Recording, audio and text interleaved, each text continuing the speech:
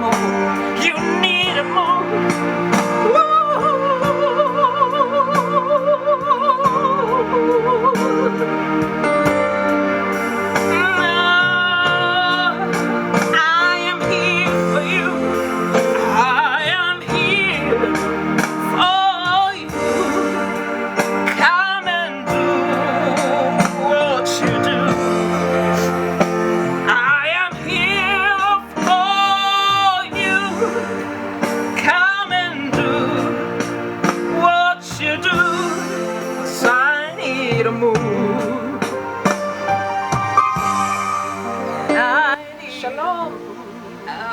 In today's program, let me focus a little bit on praise and worship team.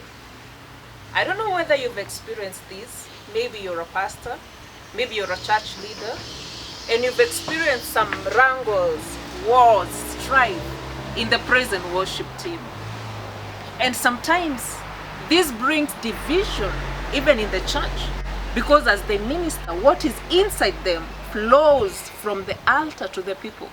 And so with that, if they have strife, if there's wrangles, that flows to the people. And I've seen so many pastors who don't like ministering in the same altar with the praise and worship because of an experience they had maybe in the past. And they think that praise and worship team members, they have issues and they have demonic spirits. And today I want to tell you something, that you shouldn't blame the praise and worship team members. You know why you shouldn't blame them? Because these people, some of them have gone to different churches before they came to your church. And so they have different impartations wherever they were coming from. Maybe you've not brought them up from since they were young. And so there's an impartation that is working in them that does not flow with what is inside you as the priest of that house. And that impartation, maybe it doesn't flow with what is working in the altar they are serving from at that particular time. And so issues will come because that impartation doesn't marry with the impartation where they are. It doesn't flow, it doesn't connect. So wrangles will be there. Not because that praise and worship team member is bad, but because of what is inside them, the impartation. Let me give you an example so that you can understand me well. Let's say we're planning for a journey, assuming there is no lockdown and the country is so normal. And we are planning for a journey to Mombasa. And you're there, you're watching me from Kisumu, you're watching me from Ngomma.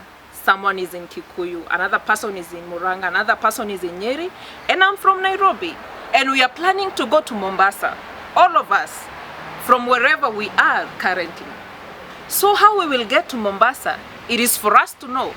Some of us will fly to Mombasa, another person will use SGR to Mombasa, another person might opt to use a tuk-tuk, I don't know. Another person will use a motorbike. Another person will use a Vitz. Another person will use a Mercedes to go to Mombasa. And all of us, eventually, because our destination is Mombasa, we will go there. But we will not go there at the same time. We will not reach there at the same time because we've used different means to reach there. You cannot compare someone who has a Vitz with the speed of someone who will fly. You cannot compare. This is the same with salvation. In salvation, our destination is one. Our destination is heaven. And we have different lines in the spirit. And we flow differently. There are those people who will flow like those people who will use a tuk-tuk. There are those people who will flow like those people who are flying. There are those people who will flow like that person who is using a Mercedes. All of us are different in the kingdom of God. In this journey of salvation, we are all different. And you cannot force someone who is using a Vitz to reach at Mombasa the same time as that person who is flying. It is impossible. And in Christianity, what we don't understand is, don't force yourself to someone who is not flowing with the same spirit as you are. Don't force people. And that is why you find that even in the praise and worship in church, there are wrangles, there is strife, there are wars, because we are forcing people to flow with our spirit. And it can't work like that, because we are all different. So what you should do, if you're a pastor, if you're a church leader, you see a praise and worship team member is not flowing, the impartation in them is not flowing with what is working in that altar, just let them go to where they belong. There must be somewhere they belong, and when they that place, there will be a blessing, because they are flowing in the same spirit with those people. And there are those people who are in your life and who are meant to flow with what is inside you. There are those people who are meant to drink from your well, and they will flow. There will be a blessing in your life, and you will not complain again about praise and worship. Remember, these praise and worship team members, some of them instrumentalists, they are those people who taught them how to have those skills. For those who sing, they are those people who taught them so that they can have good vocals. And these teachers, some teachers have this mentality of enslaving someone when they teach them. And you can imagine these teachers, some of them have nothing inside. They are empty. They just teach what they know and what they learned from another person who maybe was also a slave.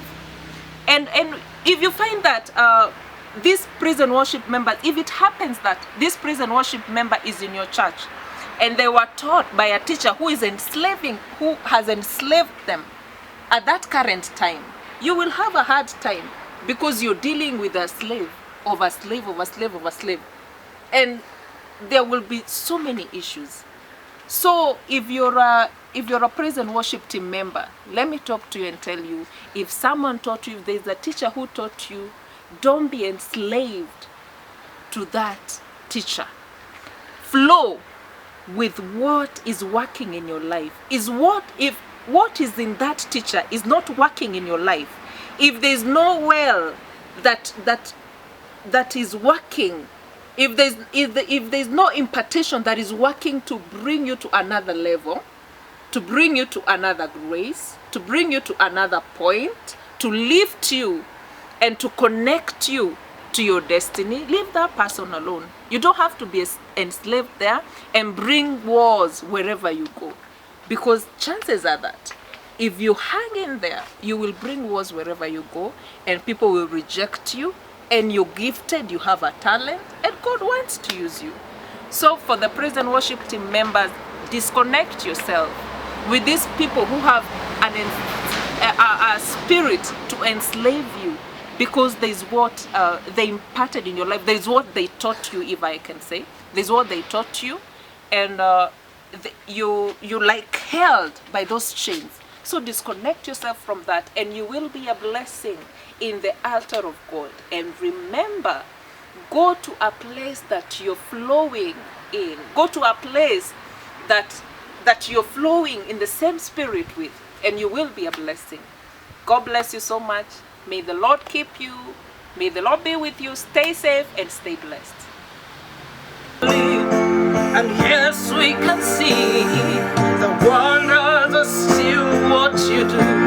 Oh, bodies are still being raised back to life, and giants are still being slain. Oh, God, we believe, and yes, we can see the wonders are still what you do.